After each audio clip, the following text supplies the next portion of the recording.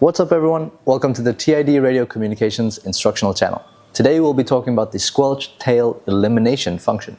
The Squelch tail elimination feature is an optimized upgrade for the Squelch feature that allows the channel to remain open for a preset period after detecting a brief silence. Suppose the speaker continues to speak after a brief pause.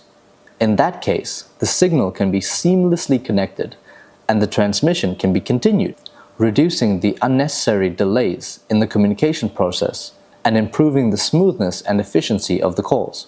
How can the Squelch tail elimination feature be used on the TD-H3? Let's take a look.